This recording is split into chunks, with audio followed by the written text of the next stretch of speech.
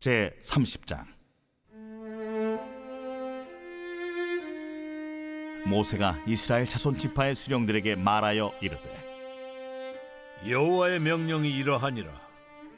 사람이 여호와께 서원하였거나 결심하고 서약하였으면 깨뜨리지 말고 그가 입으로 말한 대로 다 이행할 것이니라.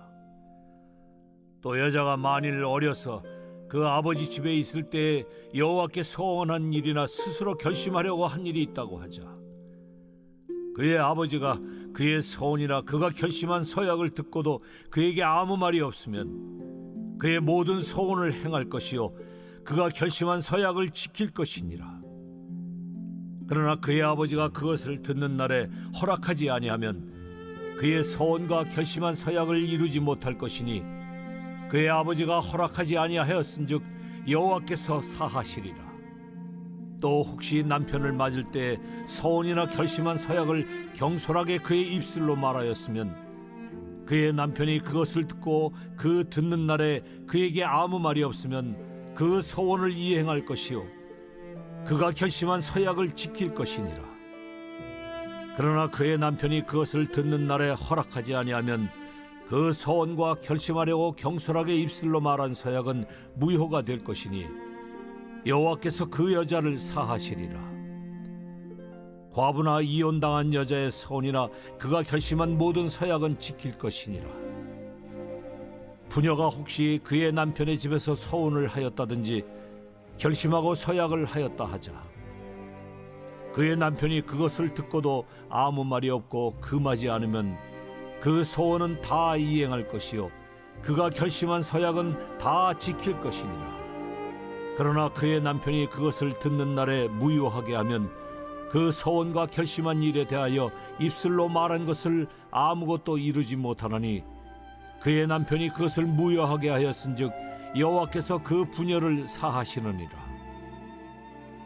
모든 서원과 마음을 자제하기로 한 모든 서약은 그의 남편이 그것을 지키게도 할 수 있고 무효하게도 할 수 있으니 그의 남편이 여러 날이 지나도록 말이 없으면 아내의 서원과 스스로 결심한 일을 지키게 하는 것이니 이는 그가 그것을 들을 때에 그의 아내에게 아무 말도 아니하였으므로 지키게 됨이니라. 그러나 그의 남편이 들은 지 얼마 후에 그것을 무효하게 하면 그가 아내의 죄를 담당할 것이니라. 이는 여호와께서 모세에게 명령하신 규례니 남편이 아내에게 아버지가 자기 집에 있는 어린 딸에 대한 것이니라. 빛이 있으라. 오늘 하루도 말씀의 은혜와 지혜가 우리 모두의 삶을 풍성하고 빛나게 해주시기를 주님의 이름으로 축복합니다. 오늘 우리가 함께 나눌 말씀은 민수기 30장이고요. 또 서원에 관한 하나님의 명령과 규례를 기록하고 있습니다. 그러니까 우리는 이제 만약에 삶을 살다가 위기의 순간이나 어떤 강한 바람이 있을 때 하나님 만일 무엇을 해주신다면 제가 무엇을 하겠습니다. 이런 것들을 우리가 서원이다 이렇게 이야기합니다. 성경에도 그런 서원이 많이 있는데 예를 들면 창세기 28장에서 야곱의 서원이 있었죠. 하나님 다시 나를 아버지의 집으로 돌아오게 하신다면 제가 이곳에 아버지의 집을 짓고 11조를 하나님께 드리겠습니다. 이런 게 이제 서원이죠. 그리고 한나의 서원도 있었죠. 사무엘상 1장에 보면 나에게 아들을 주시면 그에게 삭도를 대지 않고 하나님께 바치겠습니다. 이런 거 다 서원입니다. 그리고 이제 민수기 안에서는 민수기 21장 그 호르마 전쟁에 대한 이 이스라엘 백성들의 서원이 있었죠. 하나님, 우리가 전쟁에서 승리하면 그 성읍들을 우리가 다 진멸하겠습니다. 다 무엇하면 무엇 하겠습니다. 이런 것들이 이제 어떤 위기를 맞이했거나 강력한 소망이 있을 때 하나님 앞에 드리는 서원입니다. 근데 이제 이 서원에 또 뭐라 그래야 되나 또 맹점이 뭐냐, 그러니까 위기가 지나고 나면 또 어떤 그렇게 갈망하던 것들을 이루고 나면 그 서원을 잊어버리거나 또는 그 서원을 내가 너무 큰 거를 막 얘기를 해버려가지고 그 서원을 감당하지 못하거나 또는 어때요? 그 서원을 이행하고 싶지 않은 그런 유혹들로부터 사로잡힐 수도 있죠. 그래서 이제 오늘 이 30장에서는 그 서원을 이행하지 않는 것에 대한 하나님의 강력한 경고가 기록되어 있습니다. 그래서 내가 하나님께 서원하였거든 갚기를 더디하지 말라. 물론 또 레위기 27장 마지막에 서원에 관한 거잖아요. 그러니까 했지만 어쩔 수 없이 그것을 감당하지 못할 때 그 상황에 대한 또 규정들도 레위기 27장에서 말씀해 주고 있어요. 그러나 하나님이 정말 바라시는 것은 뭐냐? 하나님께 서원하였거든 갚기를 더디하지 말라. 즉각적으로 반응을 하라는 거예요. 그러니까 생각하고 미루어 둘수록 점점 더 그 일을 이행하기는 사람의 마음이 어렵죠. 점점 힘들어지고 그때 괜히 그랬다. 뭐 이런 생각들을 할 가능성이 훨씬 많기 때문에 갚기를 더디하지 말라. 이렇게 하나님께서 말씀하고 있어요.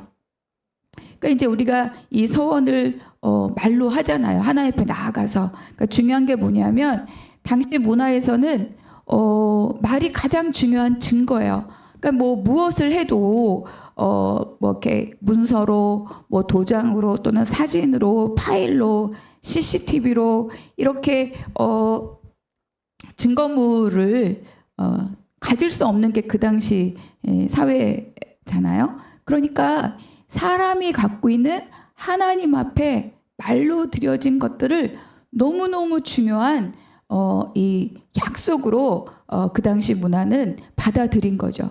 그래서 말의 권위, 또 말의 어떤 품격, 말로 인한 말을 통한 약속, 이런 것들에 대해서 얼마나 중요하게 생각했는가를 또 보여주는 거예요. 그리고 그것은 무엇을 근거로 하고 있느냐? 하나님이 누구시냐인 거죠. 하나님은 하나님의 언약에 신실하신 분, 하나님은 하나님의 언약을 끝까지 지키시는 분. 그렇기 때문에 그 하나님 앞에 나아가서 내가 말로 한 이 언약에 우리는 어때야 되는가? 신실해야 된다. 반드시 지켜야 된다. 이런 것들을 이 서원에서 보여주고 있는 거죠. 그렇기 때문에 말이라고 하는 것은 하나님과 개인의 관계뿐만 아니라 이웃과 이웃에 관한 관계도 중요하게 그만큼의 높은 가치로 말씀해 주고 있는 거예요. 그러니까 굉장한 사람에 대한 또 이 말에 대한 신뢰를 전제하는 것이 바로 이 하나님께서 말씀하시는 이스라엘 백성들의 공동체의 삶의 모습이다. 이렇게 생각해 볼 수 있죠. 그러니까 그래서 이제 나중에 예수님은 마태복음에서 괜히 쓸데없이 맹세하지 말라. 하늘로도 하지 말고 땅으로도 하지 말고 예루살렘으로도 하지 말고 너희가 할 수 있는 것은 딱 2개밖에 없다. 옳다 옳다 하거나 아니라 아니라 이렇게만 말하라는 거예요. 왜냐하면 이 헛된 맹세로 인하여서 자기 유익을 얻기 위해서 얼마나 많은 헛된 맹세로 하나님을 실망시키고 공동체에게 또 피해를 입히고 사람에게 피해를 입히고 있는지를 예수님이 너무 잘 알고 있는 거죠. 자, 그래서 오늘 1절과 2절 말씀 같이 읽겠습니다. 모세가 이스라엘 자손 지파의 수령들에게 말하여 이르되 여호와의 명령이 이러하니라. 사람이 여호와께 서원하였거나 결심하고 서약하였으면 깨뜨리지 말고 그가 입으로 말한 대로 다 이행할 것이니라. 그런데 1절에 보니까 하나님의 명령을 전하는데 누구에게 했습니까? 지파의 수령들에게 이르되. 그러니까 이 서원에 관련된 네가 말한 대로 이행하라. 이 서원에 관련된 말을 가장 먼저 수령들은 이 백성의 지도자들이잖아요. 그들에게 가장 먼저 하나님의 명령을 전하였다. 그러니까 자기 말에 대한 책임, 말한 대로 이행할 그 가장 기본적인 말에 대한 책임이 누구에게 있습니까? 바로 지도자들에게 있다는 거예요. 그러니까 가정에서는 엄마, 아빠의 말, 또 교회에서는 뭐 목사님들, 또 어떤 부장님들, 또 중직자들의 말, 또 학교에서. 그러니까 어떤 그것이 작은 곳이든 큰 곳이든 개인적인 것이든 국가적인 것이든 이 지도자들의 말에 대한 이행이 그 공동체, 그 부서, 그 교회, 그 가정의 어떤 삶의 품격, 격을 말해주는 거예요. 근데 막 지도자가 돼가지고 어제 한 말 다르고 오늘 한 말 다르고 다른 사람 핑계대고 애매하게 말하고 애매하게 행동하고 이런 것들은 다 뭡니까? 그만큼 그 사회가 정직하지 않고 많이 오염되어 있다는 것을 반증으로 보여주는 거죠. 그래서 하나님께서 가장 먼저 이스라엘 자손 지파의 수령들에게 말하여 이르라. 그가 입으로 말한 대로 이행할 것이다. 이렇게 말씀해 주고 있어요. 그러니까 여기서 이제 두 가지로 이야기하고 있죠. 서원은 서원, 그러니까 의무가 아니라 스스로 자원하여서 드리는 언약이에요. 결단. 아까 처음에 말씀드린 것처럼. 또 두 번째는 뭐죠? 결심하여 서약한다. 이거는 뭡니까? 내가 절대로 그렇게 하지 않겠다. 맹세와 같은 거죠. 그러니까 법정에 나가서 거짓 증언하지 않겠다. 풍설과 낭설을 퍼뜨리지 않겠다. 이런 것들이 다 서약과 마찬가지입니다. 그러니까 이런 것들은 다 뭐예요? 바로 하나님과 언약 관계로 만난 백성들이 그 삶에서 어떻게 살아야 되는가를 바로 이 서원과 서약으로 하나님께서 말씀해 주고 있는 거죠. 그러니까 서원이든 서약이든 다 뭡니까? 하나님 앞에 드려진 거예요. 하나님 앞에 바쳐진 거죠. 그것은 어떤 의미냐? 거룩함으로 이미 구별된 언어들입니다. 그러니까 어때요? 반드시 그 말한 대로 이행해야 한다. 그러니까 여호와의 이름을 모독하지 말라. 그건 뭐 다 이 말과 관련된 것입니다. 말로, 그러니까 나의 유익을 꾀하기 위해서 하나님 이름을 들먹인다든지 그런 모든 것들 하지 말고 했으면 반드시 지켜라. 이렇게 하나님께서 말씀해주고 있어요.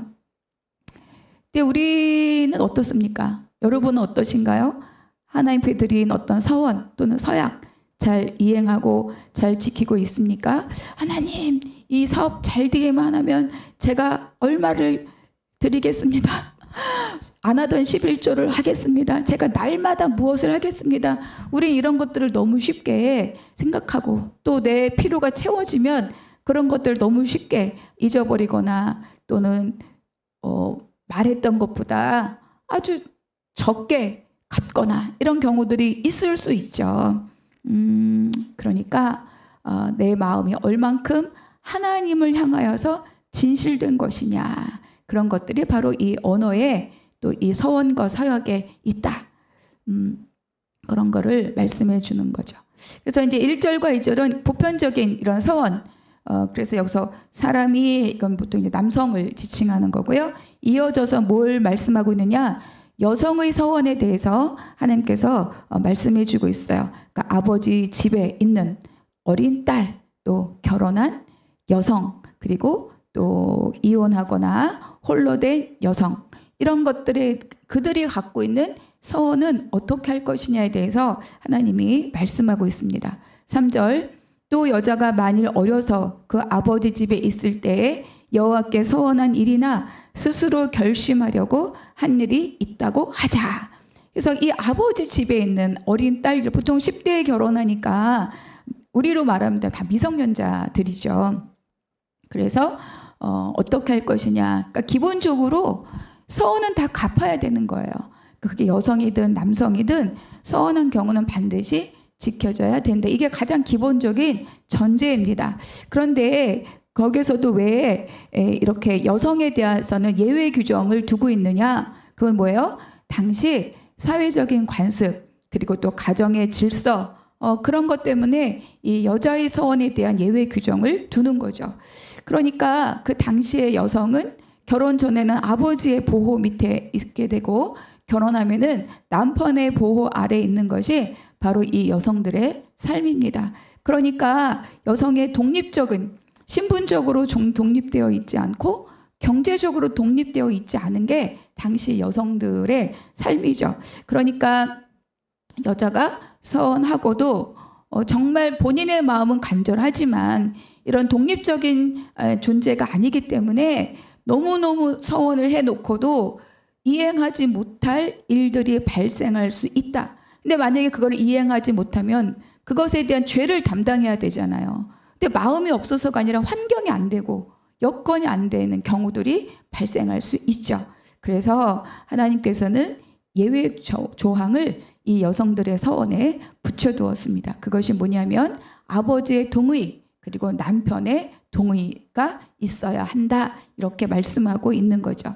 그러니까 이거는 뭐 여성의 서원을 값없이 취급한다거나 차별한다거나 그렇다기보다는 그 당시 여자들이 갖고 있는 이 사회적인 환경 가운데 여자가 하고 실행할 수 있도록 해주는, 정말 어쩔 수 없이 실행하지 못할 때 그 죄를 담당하지 않아도 되는 이런 여성들에 대한 하나님의 배려라고 생각해 볼 수 있어요. 그리고 또 한 가지는 이제 남성 중심의 이 가정 그리고 사회이다 보니까 모든 경제적인 어떤 역할이 남성에게 집중돼 있죠. 역할이 집중됐다는 것은 책임이 집중돼 있다는 거잖아요. 그래서 이 남성들이 갖고 있는 책임, 역할에 대한 배려죠. 남성 중심이고 아버지 중심의 이 고대 이스라엘 사회에서 이 서원을 한다는 거는 어떤 물질적인 것까지 같이 따라가는 거기 때문에 바로 가정 경제에 영향을 끼칠 수밖에 없죠. 그러니까 그것을 책임지고 그것을 다 수행해야 되는 아버지 또는 남편에 대한 배려가 그들의 동의를 구하는 것에 있는 거죠.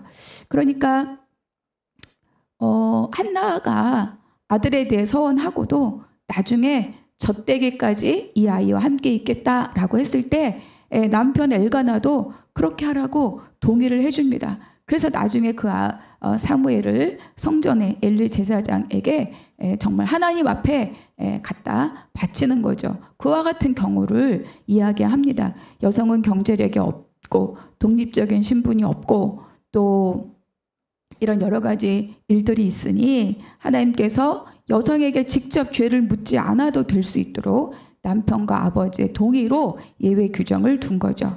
6절 또 혹시 남편을 맞을 때 서원이나 결심한 서약을 경솔하게 그의 입술로 말하였으면 8절 그러나 그의 남편이 그것을 듣는 날에 허락하지 아니하면 그 서원과 결심하려고 경솔하게 입술로 말한 서약은 무효가 될 것이니 여호와께서 그 여자를 사하시리라. 그러니까 이거는 뭐냐면 그거를 말한 남편에게 책임이 있고 이 여자에게 책임을 묻지 않는다는 거를 이렇게 말씀해 주는 거죠. 그러니까 결과적으로 이 법은 누구를 차별하거나 이런 것이 아니라 남편이든 또 이 아내든 또는 딸이든 아버지든 딸이든 그러니까 이 가정을 보호하기 위한 하나님의 사랑의 법, 보호하는 법이다. 이렇게 우리가 생각해 볼 수 있어요.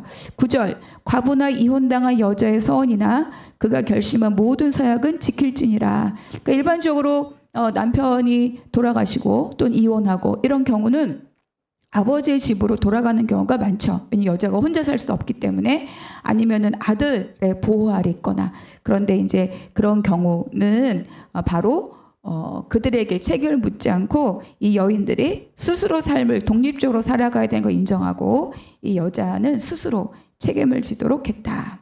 15절 그러나 그의 남편이 들은 지 얼마 후에 그것을 무효하게 하면 그가 아내의 죄를 담당할 것이니라. 그러니까 이건 무슨 말씀이에요?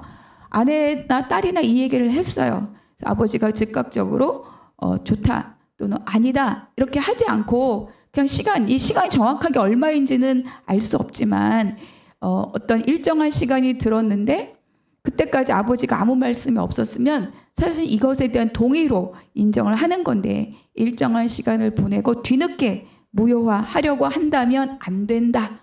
그거는 그 책임은 딸이나 아내에게 있지 않고 보호자인 아버지나 남편에게 있다. 그 이야기를 하고 있는 거예요. 그러니까 이 서원에 관한 이런 규례들은 하나님과의 관계에 대한 신실성 뿐만 아니라 가정 공동체에 대한 질서도 하나님 함께 배려해 주는 거죠. 아버지 그리고 남편, 부모와 자녀 관계, 부부 관계를 다 포함한 그런 하나님의 법이다. 그러니까 이거는 또 이 서원은 또 이스라엘 백성들에게 어떤 의미를 지금 주고 있는가? 아까 제가 잠깐 언급을 드렸는데 21장에서 전쟁에 대한 이들의 서원이 있었잖아요. 이스라엘 백성들의 그 호르마 첫 승리 사건이죠. 그때 이스라엘 백성들이 가나안 사람을 내 손에 넘기시면 내가 그들의 성읍을 다 멸하리이다. 이렇게 그 땅에 대해서 서원했죠. 그래서 하나님이 침묵하심으로 동의를 했고 그리고 그 전쟁을 이기게 하셨습니다. 그러니까 이 서원의 법은 뭘 또 이스라엘 백성들에 가르쳐주고 있느냐? 앞으로 이들이 지금 전쟁을 목전에 두고 있잖아요. 앞으로 너희들이 전쟁할 때, 이 정복 전쟁을 할 때 어떻게 너희들이 말한 것을 이행해야 되는가를 지금 앞서서 보여주고 있는 거죠. 그러니까 모든 것은 다 단순하게 서원 한 개의 규례만이 아니라 하나님 지금 이스라엘 백성들에게 앞으로 있을 정복 전쟁에서 그 땅에 들어가서 또는 그 땅에서 정복 전쟁을 하는 동안 어떻게 그 삶을 하나님의 말씀의 원칙 아래 두어야 되는가를 지금 미리 하나님께서 보여주고 있는 거예요. 그 중에 하나가 바로 이 서원인 거죠. 그래서 신약 시대에도 바울도 서원하였고 또 여러 가지 서원이나 금식에 대한 이야기들이 그때까지도 이제 이 문화가 계속 이어져 왔죠. 예수님은 하나님에 대한 서원을 핑계 삼아 부모에 대한 책임을 회피하는 것에 대해서 굉장히 강력하게 또 예수님이 비난하지 않았습니까? 그래서 중요한 것은 뭐냐? 하나님께서 하나님의 백성에 대해 약속에 신실하신 분이기 때문에 바로 그러한 분을 믿는 우리가 하나님께 그리고 이웃에게 가족에게 그 삶 또 그 말에 대한 책임 역시 신실해야 된다. 이거를 우리에게 말씀해 주고 있습니다. 그래서 이 서원은 단순하게 뭘 하려고 했다가 안 했다가 아니라 궁극적인 목적은 그들이 그 땅에 들어간 이후에 또 전쟁을 하는 사이에 그들의 이스라엘 백성들의 삶의 원칙을 어디다 둘 것이냐 이거를 우리에게 말씀해 주고 있다. 자, 묵상 질문 첫 번째, 오늘 나에게 주신 한 구절 은혜의 말씀 함께 나눠 보시기 바랍니다. 두 번째, 하나님께서는 가정의 울타리 안에 있을 때 공동체적으로 그 서원에 대해서 함께 책임을 지게 했죠. 딸에 대한 것은 아버지, 아내에 대한 것은 아내. 아까 말씀드린 것처럼 이것이 차별이 아니고 오히려 보호다 이렇게 말씀을 드렸죠.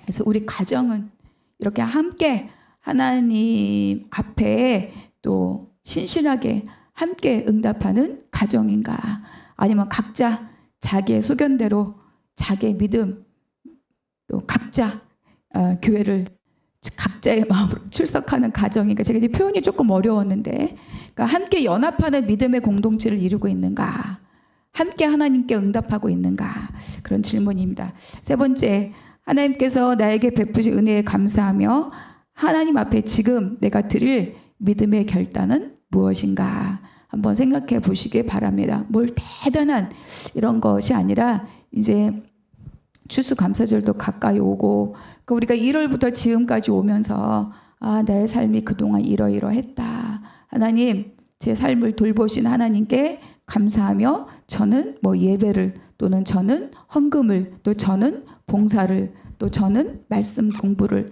이렇게 하겠습니다.